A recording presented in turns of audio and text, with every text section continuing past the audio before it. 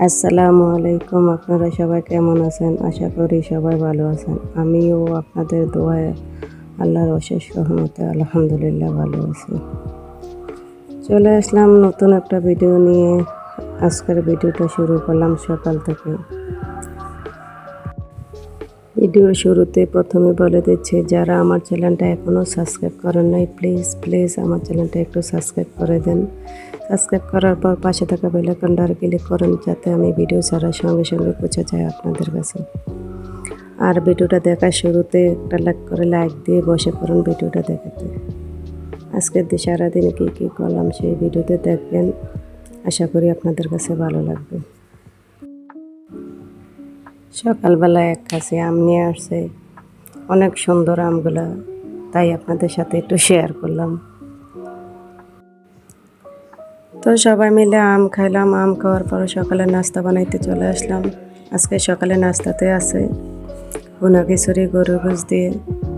সকালে নাস্তা বানানোর পর আবার দুপুরের আয়োজন করে বললাম। বাজার নিয়ে আসলো আপনাদের ভাইয়া, তো এই বাজারগুলো গোছাইতেছি। বাজারগুলো গুছাইয়া কাটাকাটি শেষ করে রান্নাতে চলে যাব। তো কী করি আপনারা দেখতে থাকুন, আশা করি ভালো লাগবে। আর যারা এখনও আমার চ্যানেলটা সাবস্ক্রাইব করে নেই প্লিজ আমার চ্যানেলটা সাবস্ক্রাইব করে দিবেন। আমার মেয়ে আমার সাথে অনেকক্ষণ দুষ্টামি করলো, ওর বাবার সাথেও দুষ্টামি করলো। বললো, আম্মু দাও, তোমার কষ্ট হইতেছে, আমি তোমাকে একটু হেল্প করি। আমি বললাম, না আম্মু তুমি পারবে না, তুমি এখনও ছোট, তোমার হেল্প করতে হবে না।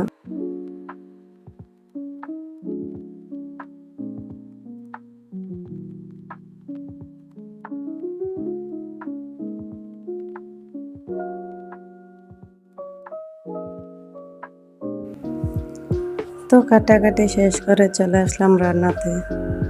চিংড়ি মাছগুলো ভাজা নিতেছি। চিংড়ি মাছ দিয়ে দুন্দুল দিয়ে রান্না করব।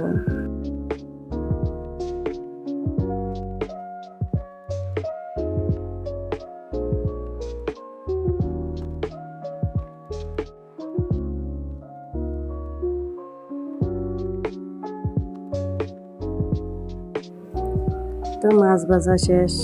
মাছ ভাজা তেলের সাথে পেঁয়াজ দিয়ে দিয়েছি। পেঁয়াজগুলো ভাজা হয়ে আসলে সব মশলা দিয়ে দেব। এখানে কাঁচামরিচ দিয়েছি। তারপর ভাজা হওয়ার পরে পানি দিয়ে দিলাম। এখন হলুদ মরিচ মশলা যা যা লাগে সবগুলো দিয়েছি।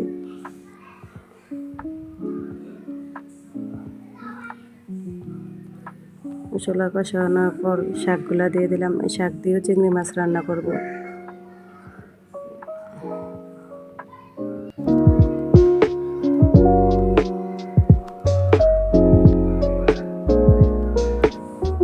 আম দিয়ে দিলাম, টক লাগবে, একটু ভালো লাগবে। সবাই পছন্দ করে আম দিয়ে শাক দিয়ে চিংড়ি মাছ দিয়ে রান্না করলে, অনেক পছন্দ করে। আপনারাও একটু দেখেন রান্না করে, আপনাদের কাছেও আশা করি ভালো লাগবে। অনেক স্বাদ হয়, একটু টক লাগে, অনেক মজা লাগে।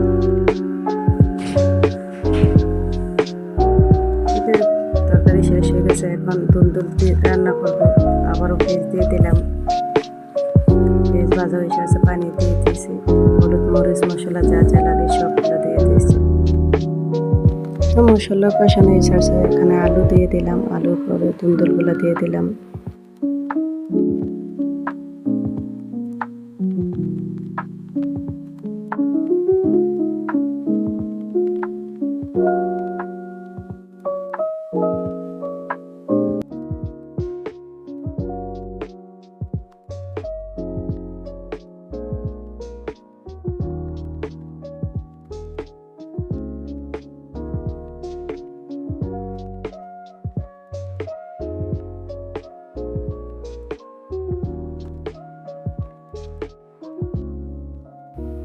আজকের ভিডিওটা যদি আপনাদের কাছে একটু হইলেও ভালো লেগে থাকে, তাহলে প্লিজ লাইক কমেন্ট শেয়ার করবেন, আর বেশি বেশি করে দেখবেন, আর কমেন্ট বক্সে আমাকে জানাবেন কেমন হয়েছে।